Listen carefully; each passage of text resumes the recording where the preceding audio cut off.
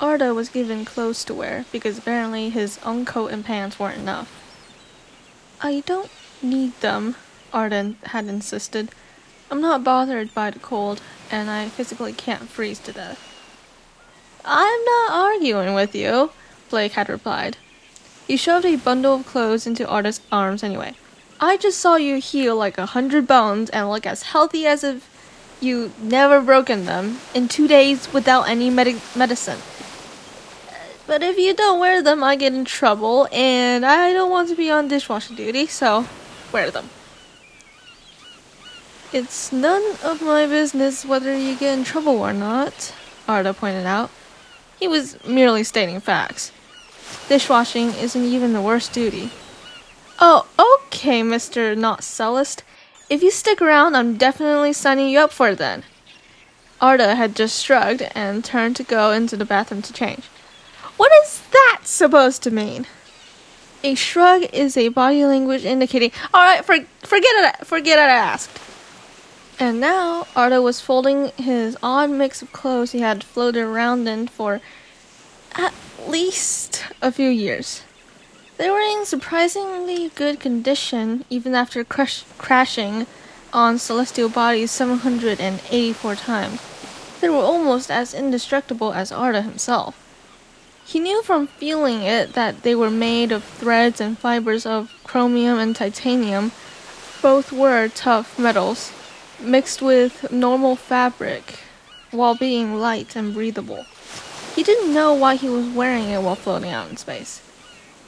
He placed his clothes in a bag Blake had given him and stared at his reflection, now wearing the outfit that seemed to be the norm in Northsphere, short for Northern Hemisphere. He knew only 4 things about himself: his name, his gender, his appearance, and his inability to die. His own age was a mystery. Time was meaningless in space.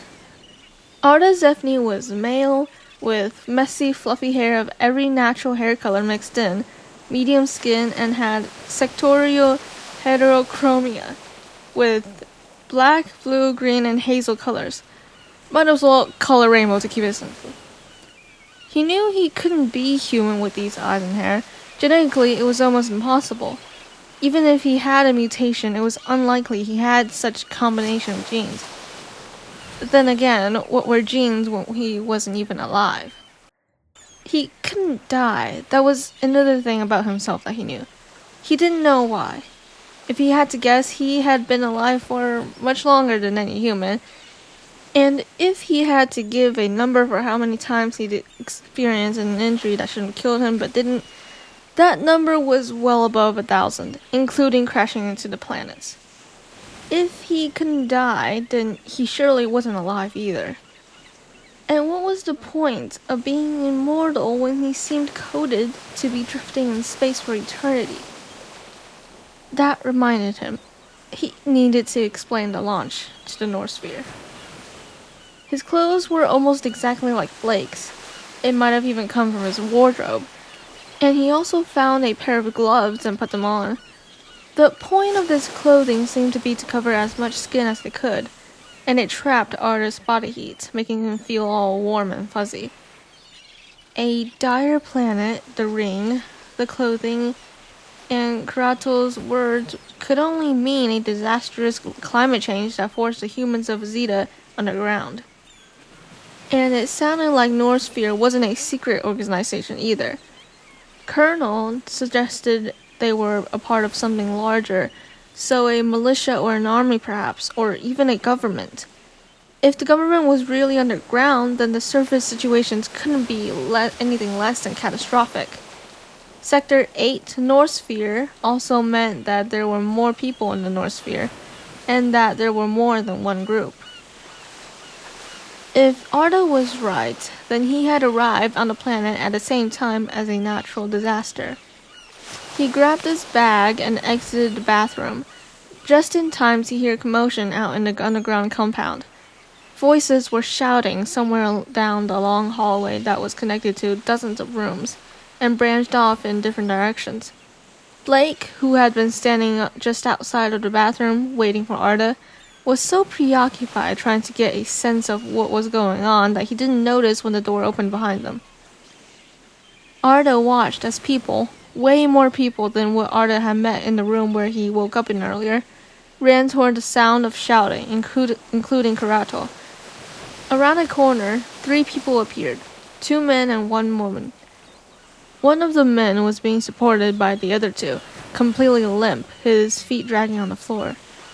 Arda's keen sense of smell, sharpened after so much time not smelling anything at all, picked up a strong metallic scent. Blood. "A swarm ambush!" the woman shouted. "Hawks!" Karato commanded, "Get him to the infirmary. Medics, make him your first priority." "The Hawks again?" Blake muttered from beside Arda, watching with sharp eyes. He said out loud, "We don't have enough of the fern for an antidote. Stabilize them for now, I'll find some more." Hawks ambushing a human. An antidote. Was this world much worse than Arda thought? As they carried the man past, Arda scrutinized him. The scratches were mostly around his bare hands, neck, and face. Blood running down his neck, arms, and back. His clothes were unscathed, and the blood didn't even stain it, but where there was bare skin, thick red blood covered it. His wounds had a blackish tint around them, which might have been the effect of the poison. How Hawks had poison, Arda needed more information to know. At least the man was still alive, still hanging on, albeit barely. "Arda, come on," Blake said, his tone more serious than Arda had heard it in the entire 20 minutes of knowing him.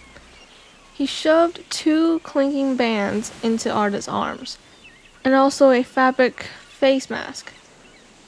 "I don't have an extra pair of goggles, so you'll have to make do without it. 1 band goes on your wrist, the other goes on your ankle. We're going to the surface right now."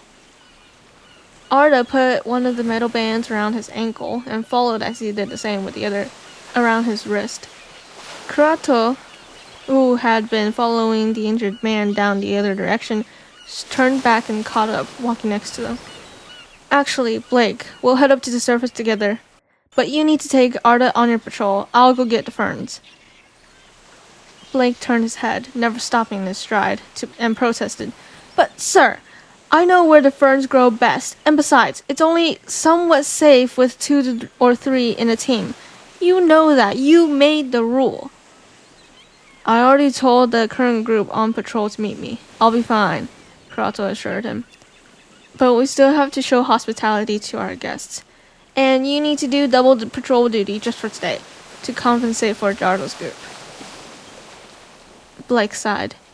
He didn't seem happy with the idea at all, but he was sensible enough to agree that it was a good plan. "Yes, sir." They practically ran up 2 flights of stairs, and as they neared the top, Blake and Karato put on their masks. Arda followed their examples. The colonel turned to Arda. "You don't have to worry. Blake will explain everything. I have some questions I need to ask you, but that can wait. Our people getting injured shouldn't bother you." Arda nodded. "I can provide assistance if you need it, however." "Thank you, but there's no need." Before Arda could respond, the doors were pushed open, and they were hit with a blast of freezing air. Arda stumbled, nearly falling down the stairs again, before he gripped the railing and held himself steady. He squinted as white light shone from the outside, dimmer than he'd expected.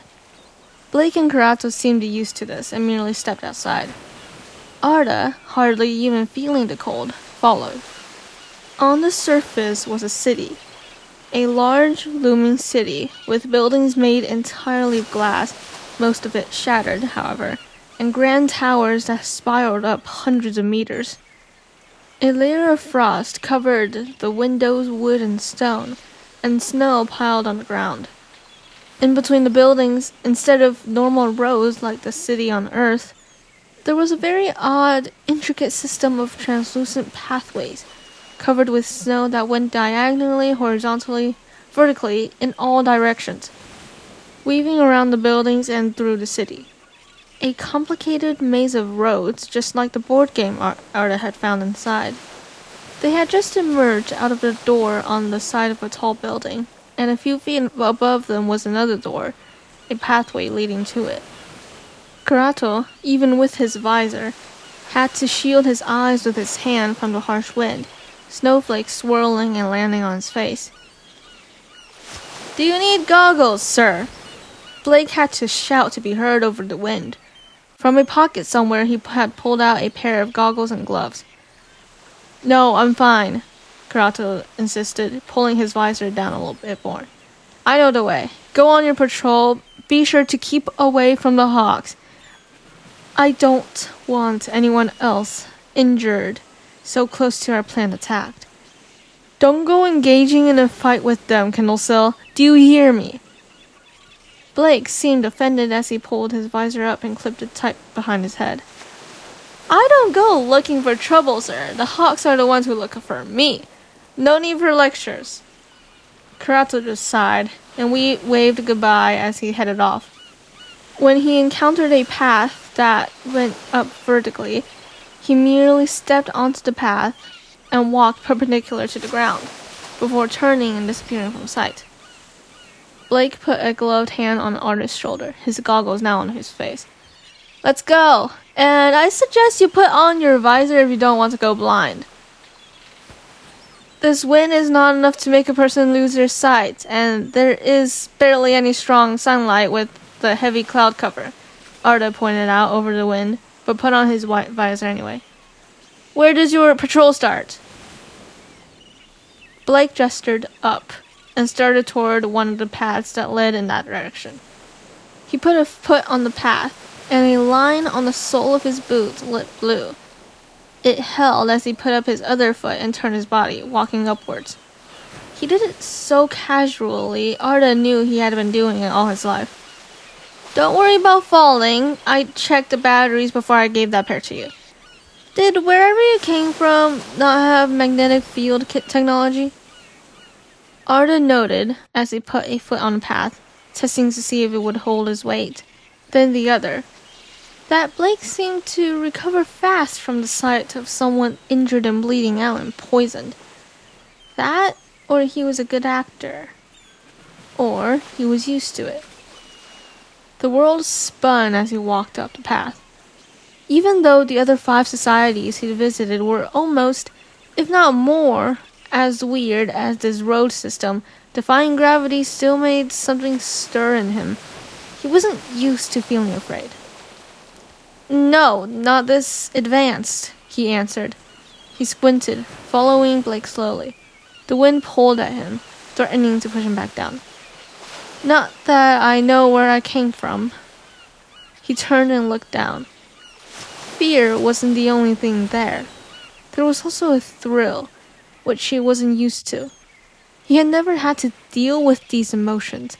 Why here? Why now? What did this differ from the other 5 societies he had visited? "Why don't you know where you come from?" Blake asked, slowing down to walk beside Arda. "Don't tell me you jumped out of a rock and was just naturally smart with all the knowledge in the world." Arda stayed silent.